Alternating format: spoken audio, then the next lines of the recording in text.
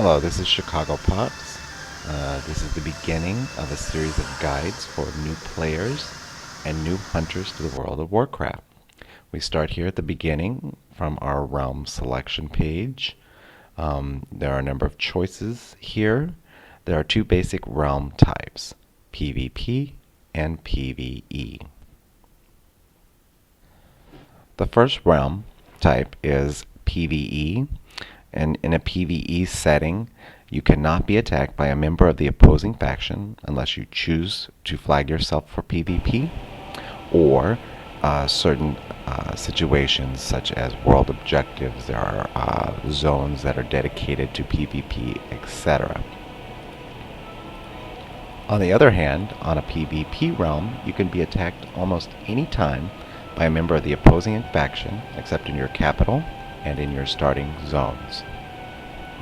Your choice whether to play on a PvE or a PvP realm is more of a personal one. There's pros and cons to both.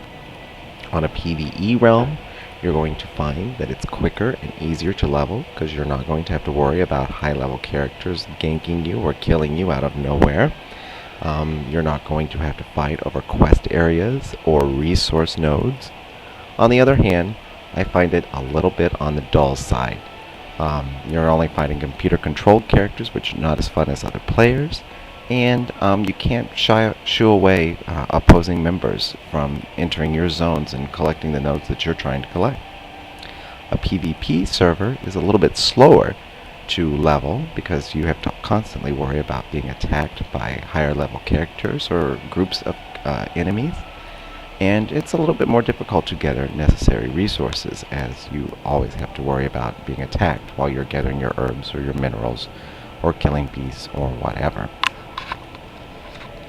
There are two additional types of servers called RP or role-playing servers, and they include PvE versions as well as PvP.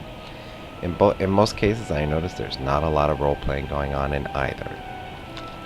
I'm sure there is role-playing going on in a number of servers. However, I was on Argent Dawn, an RP server, for at least 2 years and saw almost none going on at any time. Personally, I started out on a PvE realm and then switched to a PvP realm and found that it to be much more exciting than a PvE realm. And all my characters that I start now, I start on PvP realms. Other factors to take into consideration when choosing a server include how long the server has been around. Older servers tend to have more stable economies and usually better players, though it is a little bit difficult to stand out in an older server, especially as a new player. And the other factors to consider would include realms that you have friends on, as well as the time zones which they play. A final factor in server selection would be faction balance, whether they're more alliance or horde on any particular server. Once you selected your server, now it's time to choose your race. The choice of race should always be more of a personal one, and you should never choose a race based on abilities or stats or anything like that. Choose a race that you're going to like to play because you're going to be spending 100+ hours with this character, and you want to choose a race that you like to look at. So pick one that fits your character. Each race has its own special abilities and talents. We'll start with the dwarves.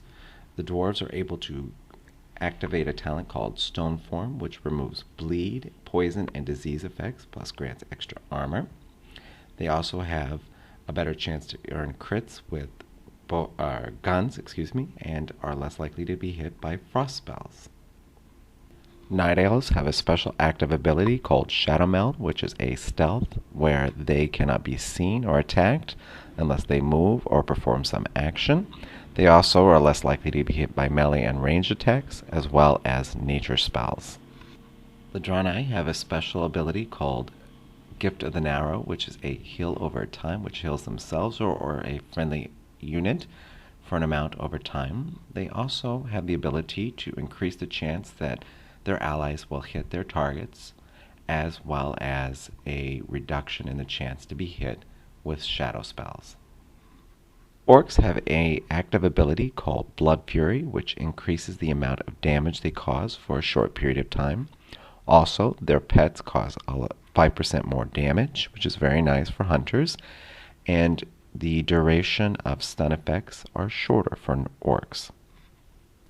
The Tauren have a special active ability called War Stomp, which is an area effect stun, which stuns up to 5 targets nearby, interrupting spellcasting and attacks. They are also less likely to be hit by nature spells, and they have slightly more health, emphasis on slightly. The Trolls have an active ability called Berserking, which increases their attack speed significantly for about 10 seconds. They also regenerate a slight amount of health even during combat and out of combat, and they are more likely to hit critically with bows. Also, movement impairing effects are reduced for trolls. Blood Elves have a special active ability called Arcane Torrent, which is an area of effect silent, which silences all nearby casters and restores some of their mana. In addition, they are less likely to be hit with all spells. Your choice of race has dictated which faction you're a part of. However, I will say this. If you think of yourself as an Alliance character, I do really recommend trying the Horde side out, and vice versa. If you think of yourself as a Horde, try out the Alliance. It's well worth trying both sides. Personally, I play both sides. I started out as Alliance and then moved on to the Horde, and now I'm back to Alliance. For this guide, we're going to start a female Blood Elf Hunter. I highly recommend you spend a little bit of time here. Make sure you get the look that you're looking for, because again, you're going to be spending a lot of time with this character, so pick something you like. For this character, I've decided to pay homage to my southern heritage, and I've called her Lurleen. Little note about name choice. I highly recommend you pick something kind of neutral as opposed to something, well, kind of stupid like I crits a lot. There was a character on the Burning Legion server called I queef a lot. It's hard to take anyone seriously with names like that. And people are going to assume that you're probably a crappy player if you have a crappy name. While we're doing this flyby, I'll just do a few little highlights of the Hunter class overall. We are a ranged dealing class. We deal mostly physical damage, although we deal damage from other schools, including nature, fire, shadow, etc. We're there to kill targets very fast. That's why we exist. We don't heal other people.